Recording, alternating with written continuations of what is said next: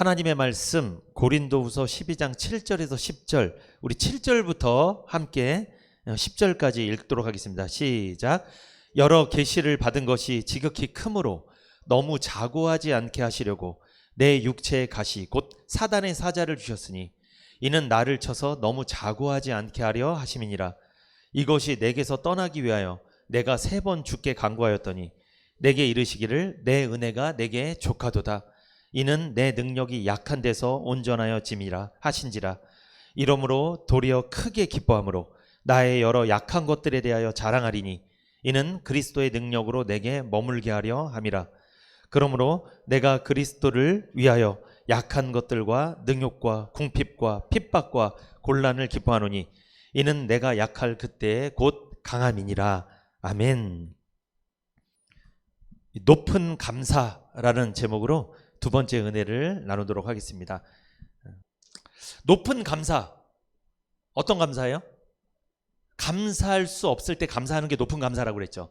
기도했는데 응답되지 않을 때 감사하는 거, 기뻐하는 게 높은 감사라고 그랬잖아요. 높은 감사는 언제 할 수 있냐? 받은 은혜를 묵상할 때. 지금까지 살면서 하나님께 받았던 은혜가 무엇인지 알게 될 때 높은 감사를 할 수 있다고 제가 오전에 말씀을 드렸습니다. 그런 면에서 바울은 무슨 감사를 하고 있어요? 지금 높은 감사를 하고 있습니다. 그가 자기 병을 회복시켜달라고 3번이나 기도했는데 그 기도를 하나님 응답하지 않으셨음에도 그는 감사했습니다. 기뻐했습니다. 높은 감사를 했죠. 두 번째, 더 큰 은혜를 믿으십시오. 고린도후서 12장 9절에서 10절을 보면 여러분 같이 읽어볼까요? 시작. 내게 이르시기를 내 은혜가 내게 족하도다. 이는 내 능력이 약한 데서 온전하여짐이라 하신지라. 이러므로 도리어 크게 기뻐함으로 나의 여러 약한 것들에 대하여 자랑하리니 이는 그리스도의 능력으로 내게 머물게 하려 함이라. 그러므로 내가 그리스도를 위하여 약한 것들과 능욕과 궁핍과 핍박과 곤란을 기뻐하노니 이는 내가 약할 그때에 곧 강함이니라. 바울에게 약한 것들이 있었습니다. 질병도 있었고 여러 가지 약한 것들이 있었어요. 그런데 그것을 통해 하나님은 무엇을 주셨죠? 바울의 약한 것들을 통해 하나님은요, 능력을 주셨어요. 바울의 약함을 통해 하나님의 능력이 나타났다는 거예요. 그러면 하나님의 능력은 약한 데서 온전해지는 거예요. 그러니까 바울은요, 약할 때 강함을 주시는 하나님을 경험한 거예요. 교회마다 가보면 그런 그림이 있어요. 십자가에서 예수님이 이렇게 죽어 있는 그림 보신 분, 십자가에 달리신 예수님이 이렇게 고개 숙이고 죽음, 그 그림을 보면 뭐가 생각나세요? 예수님은 하나님입니다. 하나님이 왜 이렇게 힘이 없을까? 왜 이렇게 빨개 벗겨주고 저렇게 무기력하게 죽었을까? 우리가 TV에서 잘 보는 사극이나 역대 왕들의 이야기 이런 거 보면은 화려해요? 그렇게 비참해요? 화려합니다. 왕들은요 막 금색 옷 막, 그죠? 금으로 된 궁전에서 막 엄청난 군사들이 이끌고 막 말을 막 수천 마리 말을 끌고 엄청난 대군을 이끌고 막, 이게 왕의 모습이잖아요, 여러분. 근데 예수님의 모습을 보세요. 예수님은 만왕의 왕인데 무기력하게 죽으셨어요. 힘없이 죽으셨어. 예수님이 죽어있는 그 그림을 보면 강해 보여요? 약해 보여요? 약해. 그런데 축복합니다. 가장 강합니다. 왜 강할까요? 그렇게 약해 보이게 죽으신 주님 때문에 그 주님을 믿는 사람은 다 구원받게 됐어요. 놀라운 구원의 길이 열린 거예요. 약할 때 온전해진 거예요. 그러므로 축복합니다. 여러분 약해지세요. 내가 약할수록 주님의 강함이 드러나는 줄 믿습니다. 반대로 내가 강하면 주님의 강함이 나타난다, 안 나타난다? 안 나타난다. 내가 강하면 주님이 무섭대. 약해져. 주님이 아무것도 못해, 나를 통해. 그러니까 누가 하는 거예요? 내가 하는 거예요. 그래서 내가 약하면 주님이 나를 불쌍히 여겨서 도와주셔서 주님의 힘으로 신앙생활 할 텐데 내가 강하니까 내 힘으로 끝내버려. 그러니까 주님이 거기 들어갈 틈이 없대. 그러니까 자기가 혼자 다 해. 그러고 나중에 원망하는 거예요. 실망하고 힘들어서. 왜? 자기가 아니고 얼마나 지치겠어. 차라리 약하면 주님이 도와줄 텐데 이건 약하지도 않아. 강해. 지독해 마음이. 찔러도 피 한 방울 안 나올 것 같아요. 어떻게 은혜를 받겠어요? 바울에게 육체의 가시, 질병이 있는 게 저주입니까? 복입니까? 복이에요, 여러분. 그래서 하나님께 더 의지한 거예요. 약하니까. 그리스도인들은 약한 게 창피한 게 아니에요. 세상에서는 약한 게 창피합니다. 그래서 세상은요, 약한 나라들, 조그만 나라들은 큰 나라한테 힘도 못 씁니다. 항상 끌려다녀요. 그런데 그리스도인들은요, 약할수록 좋습니다. 왜? 하나님이 그와 함께 하니까, 하나님이 그를 일으켜 주니까. 이게 강력한 거예요. 예수님이 십자가에서 죽으신 모습을 상상해 보세요. 그렇게 약할 수가 없어요. 하나님이신데 하나님이 가장 약한 모습을 보여주셨어요. 왜? 그 모습을 통해 모든 사람들을 구원하는 강력함을 보여주신 거예요. 예수님이 이 세상 오셨을 때 온 세상은 로마가 지배하고 있었습니다. 로마 황제가 신이에요. 로마 황제가 하나님입니다. 황제를 믿어야 돼요. 그 당시에는. 근데 황제는 모든 국가를 뭐로 제압한 거예요? 어떤 것으로? 힘으로, 폭력으로, 전쟁으로 제압했어요. 그래서 황제 앞에서는 다 부들부들 떨었어요. 다 머리를 숙였습니다. 그럴 때 하나님 나라에서 누가 오신 거예요? 예수님께서 세상에 오신 거예요. 하나님이 사람이 돼서 세상에 오신 거예요. 근데 예수님은 힘과 폭력과 어떤 자기의 어떤 능력으로 제압하지 않았어요. 예수님 곁에는요, 사람들이 그렇게 몰려다녔습니다. 왜 몰려다녔을까요? 예수님은 사랑과 용서 그리고 은혜로 사람들에게 베풀었어요. 오히려 예수님은 로마 황제가 강력하게 보였잖아요. 로마 황제의 강력함은 없었어요. 예수님은 오히려 가난하시고 굶주리시고 약하시고 십자가에서 약하게, 그 약하디 약한 모습으로 십자가에서 죽으시고, 그 약함을 통해 주님은 모든 자기 백성들에게 구원을 베풀어 주셨다는 거죠. 지금도 여러분, 세상은 누가 좌지우지예요? 약한 사람이 좌지우지예요? 강한 사람이 좌지우지예요? 강한 사람이. 근데 놀라지 마세요. 교회는 누가 좌지우지할까요? 약한 사람이. 교회는 강한 사람이 좌지우지하는 게 아니에요. 돈 많은 사람이 좌지우지하는 게 아니에요, 여러분. 약한데 누가 힘을 주는 사람? 하나님이 곁에서 힘을 주는 그 사람이 교회를 좌지우지하는 거예요. 그 사람 때문에 교회가 부흥하는 거예요. 그 사람이 바로 하나님 쓰시는 사람이에요. 그러니까 사실 그 사람은 약한 사람은 아니에요. 강한 사람이야. 겉으로 보기엔 약하지만 이 내면은 강한 사람이에요. 하나님을 향한 믿음이 있어요. 하나님을 의지한단 말이에요. 이 사람이 강한 사람이에요. 그런데 겉은 강해, 돈도 많고 능력도 있어. 근데 속으로는 하나님 의지 안 해. 이 사람은 참 약한 사람입니다. 어떤 면에서 이 사람은 능력이 없는 사람이에요. 이 사람을 통해서는 아무 역사도 일어나지 않습니다. 무엇만 일어날까요? 분쟁, 다툼, 이것만 일어나요. 계속. 로마 황제가 그랬던 것처럼 사람들을 제압하고 전쟁을 치러 막 죽이고 뺏고 이런 역사만 일어나는 거예요. 우리에게 하나님께서 때로는 고난을 주시는 이유가 뭐라고 생각하십니까? 우리를 어떻게 하려고? 약하게 하려고. 우리를 낮추려고. 그래야지 하나님 은혜를 받지. 여러분, 은혜는요, 위에서 아래로 흐르는 거예요. 마치 물과 같습니다. 물도 위에서 아래로 흐르죠. 은혜도 높은 데 있으면 은혜 못 받아요. 어디에 있어야 돼요? 낮은 데 있으면 은혜가 임합니다. 내가 낮아지면 낮아질수록, 약하면 약할수록, 내가 힘들면 힘들수록 이 말씀이 더 달콤해요. 배고플 때 라면 한 그릇이 맛있는 거 아닙니까? 배불러 봐요. 안 먹습니다. 바울은 자신의 질병이 회복되어지는 그 기도응답을 못 받았잖아요. 지금 고난을 계속 겪고 있는 거예요. 그럼에도 바울은 왜 더 기뻐하고 감사할 수 있었습니까? 자신의 약함을 통해 주님의 강함이 드러났기 때문이죠. 고난 중에 더욱 큰 은혜를 주셨기 때문입니다. 제가 아까 두 번째 메시지 뭐라고 했어요? 더 큰 은혜를 믿으라. 지금 고난 중에 있습니까? 해결되지 않는 어떤 문제가 있어요? 그러면 하나님이 더 큰 은혜를 주실 걸 믿으라는 거예요. 이래야지 높은 감사를 할 수 있다는 거죠. 아, 나에게 해결되지 않는 이 문제, 고질병, 나의 약함, 이것을 통해서 하나님이 더 큰 은혜를 주시겠지. 이것을 기대하시라는 거예요. 믿음은 기대잖아요. 기대하는 거잖아요. 믿으라, 기대하라. 더욱 큰 은혜를 주실 것에 대해서 감사하십시오. 하나님은 고난을 통해서 더 큰 은혜를 주시는 하나님이십니다. 그래서 더 큰 은혜를 주실 것에 대해서 믿고 감사하는 사람이 높은 감사예요. 이게 내가 지금 힘들어, 그러나 에이 힘들다 원망 불평하는 거, 이게 아니고 내가 힘들어도 이 힘든 일을 통해 하나님 더 큰 은혜를 주시겠지, 내가 힘들 때 은혜가 더 임해, 이렇게 알고 감사하는 사람이 무슨 감사? 높은 감사라는 거예요. 여러분 어떠세요? 지금까지 힘들 때 원망 많이 했습니까? 불평 많이 했습니까? 내가 신앙생활 몇 년인데 저 사람은 나보다 신앙생활 얼마 안 했는데 나보다 더 복을 많이 받고 기도응답도 많이 받는 것 같고 나는 맨날 이 모양이고, 아유 짜증나, 하나님 진짜 불공평해, 이렇게 좌절하고 있었습니까 여러분? 이건 높은 감사가 아니에요 여러분. 나에게 해결되지 않는 문제가 왜 있는지 오늘 아셨죠? 누구 의지하게 하려고? 하나님 의지하게 하려고. 여쭤볼게요.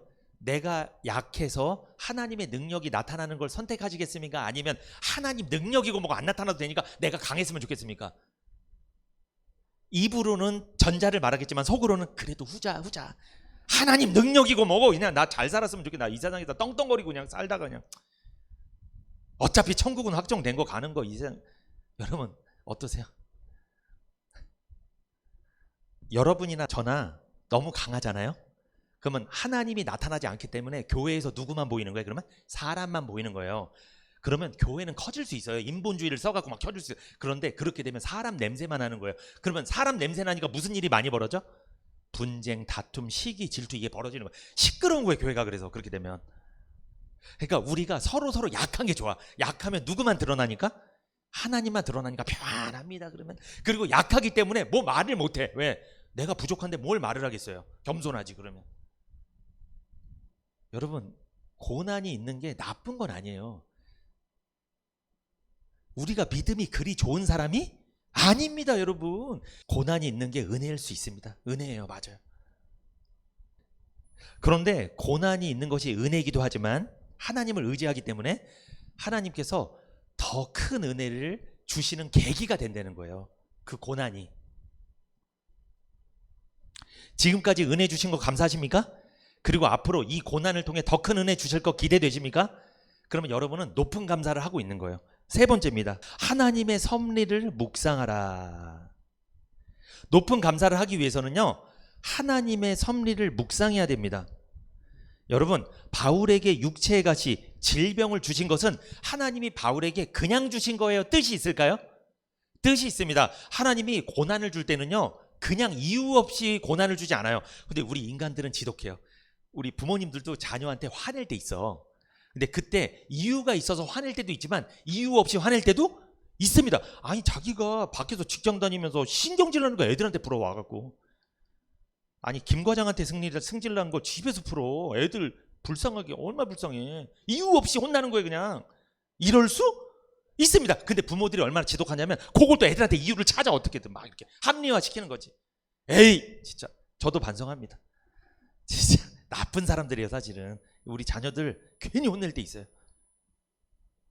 왜 화풀이를, 아니 그 밖에 나가서 500원 넣고 펀치를 치고 오세요. 그냥 승질 나면 야구를 때리고 오시거나 그러면 되지, 왜 애들한테 펀치를 날리냐고요.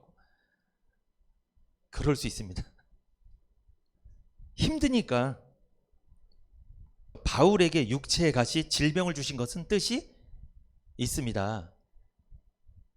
자녀들 혼낼 때도 어떤 뜻이 있을 때 혼내세요. 분명히 이거를 알게 해야 되겠다, 교훈 줘야 되겠다 할 때나 혼내는 거지, 밖에서 화났다고 막 화풀이하지 마세요. 그건 뜻이 없는 거예요.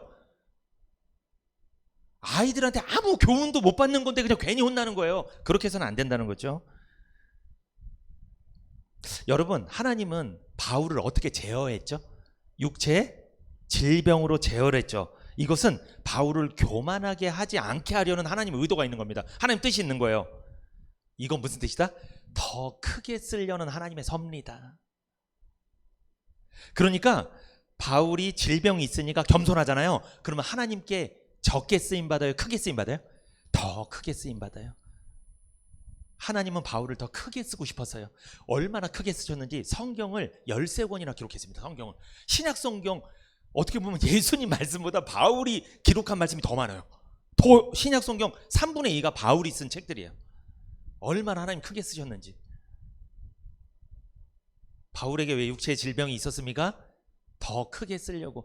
그러면 우리에게 해결되지 않는 어려움이나 고난이 있는 건 뭐 하시려고? 하나님이 나를, 우리 가정을 더 크게 쓰려고 이런 어려움 주셨다는 거예요. 이거 믿으세요. 그래야 높은 감사를 할 수 있어요. 그래야 힘들더라도 감사할 수 있다는 거죠. 아, 하나님이 날 더 크게 쓰려고 이런 어려움 주신 거구나. 감사합니다. 우린 그렇게 살아야 됩니다. 하나님의 섭리라는 거예요, 여러분. 섭리가 뭐예요? 하나님이 창세전에 세운 계획을 하나하나 이루시는 걸 섭리라고 그래요. 그러므로 바울이 질병이 걸리고 겸손하게 되어서 하나님께 크게 쓰임받는 건 누구 섭리다? 하나님의 계획이고 섭리였다는 거예요. 하나님이 그걸 다 작정을 하셨다는 거예요. 그렇게. 그러니까 바울은 아파야 돼요. 건강하면 안 됩니다. 건강하면 더 크게 쓰임받는다, 덜 쓰임받는다? 덜 쓰임받아요. 그럼 목사님, 어떤 분 그러더라고. 우리 그럼 이제 아프게 해달라고 기도해야 되나요? 그건 아니고요, 여러분. 아니, 왜 아프게 해달라고 기도해요? 지금부터 잘하시라니까. 제가 그래서 말씀드리잖아요. 아니, 건강할 때 잘하면 더 좋지. 꼭 아파서 해야 돼요, 사실? 지금부터 하세요. 근데 사람들이 아무리 하라고 해도 말 안 들으니까 때로는 하나님이 고난을 허락한다는 거죠. 왜? 그래야 움직이니까. 그래야 더 크게 쓰임받으니까. 이거 잘못 해석하시면 안 됩니다. 하나님은 아픈 사람만 쓴대. 이거 아닙니다. 건강한 사람도 써요. 근데 바울 같은 경우는 제어가 안 되니까 교만해질까 봐 하나님 이렇게 하시는 거예요. 섭리 가운데. 우리도 마찬가지입니다. 그렇게 하실 수 있다는 걸 말씀드리는 거예요. 자, 베드로전서 5장 5절 같이 읽어봅니다. 베드로전서 5장 5절 시작. 젊은 자들아, 이와 같이 장로들에게 순복하고 다 서로 겸손으로 허리를 동이라. 하나님이 교만한 자를 대적하시되 겸손한 자들에게는 은혜를 주시느니라. 아멘. 하나님께서 겸손한 사람에게는 은총을 베푸시지만 교만한 자에게는 대적하신다. 이게 무슨 뜻일까요? 채찍을 내리신다는 거예요. 고난을 준다는 거예요. 겸손하면 은혜를 많이 받습니다. 겸손하다는 건 뭐예요? 하나님 말씀을 잘 받는 것이고 귀하게 받는 것이고 나보다 남을 낮게 여기는 거예요. 그러면 나는, 겸손한 사람은 높아져 있어요? 낮아져 있어요? 낮아져 있으니까 위로부터 오는 은혜가 더 많이 임하는 거예요, 그 사람한테. 근데 교만한 사람은 이미 높아져 있어요. 하나님 자리에 가 있어. 그러니까 하나님한테 받을 게 없어. 위에서 흘러야 되는데 흐를 게 없어. 이미 위에 가 있는데. 은혜가 아닌 거예요, 그 사람한테는. 잘 보세요. 하나님이 은혜를 주십니다. 근데 내가 낮은 데 있어. 물은 위에서 흐르는 것처럼 은혜는 위에서 흘러요. 많이 받아요, 은혜를. 근데 하나님이랑 같은 자리에 있어. 뭘 받아? 바로 옆에 있는데. 은혜를 못 받는 거예요, 교만한 사람은. 자기가 하나님이기 때문이죠. 은혜를 못 받아요. 그런데 여기 젊은 자들아 이와 같이 장로들에게 순복하고, 이게 무슨 뜻일까요? 청년들이요, 여러분들은 장로들의 지도를 따르십시오, 이런 말씀인데, 여기서 젊은 자들은 뭘 상징하냐면, 여러분, 나이가 몇 살을 먹었든 어린아이든 연세가 많은 분이든 복음을 듣고 구원받으면 그 사람은 뭐예요? 지금 거듭난 거죠. 그럼 바로 태어난 거잖아요. 그러면 영적으로 나이가 많은 거예요? 어린 거예요? 아직? 바로 태어났기 때문에 영적으로 어린 거예요. 그 사람이 젊은 자들이에요. 그러니까 구원을 바로 받은 사람, 지금. 그러니까 연세가 많은 분이 구원받았어. 한 80살 먹은 분이 구원받았어. 그 사람도 무슨 자예요? 젊은 자. 영적으로 젊은 사람이에요, 그 사람도. 근데 젊은 자들아 이와 같이 장로들에게 뭐 해라? 순복해라. 장로는 뭐 하는 장로? 말씀을 전하는 장로. 한마디로 주의 종들의 말씀에 순복해라. 말씀을 잘 들어라. 주의 종이 말씀을 가르칠 때, 전할 때, 선포할 때 이걸 그냥 흘려듣지 마라. 잘 들어라. 젊은 자들아, 구원받은 성도들아. 왜? 하나님은 교만한 자를 대적한다. 만약에 내가 구원을 받았어도 젊은 자여도 교만하잖아요? 그러면 하나님의 은혜를 받지 못하기 때문에 그 사람은 성장을 할까요? 못할까요?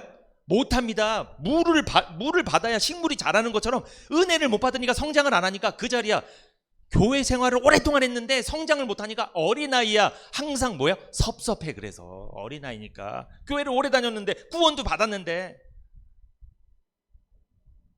근데 구원을 받았는데 젊은 자인데 어릴 때부터 계속 말씀으로 훈련을 받아서, 말씀을 받아서, 은혜를 받아서 그 사람은 이렇게 초등학생이었다가 중학생, 고등학생, 어른 이렇게 성장하는 거예요. 철이 드는 거예요.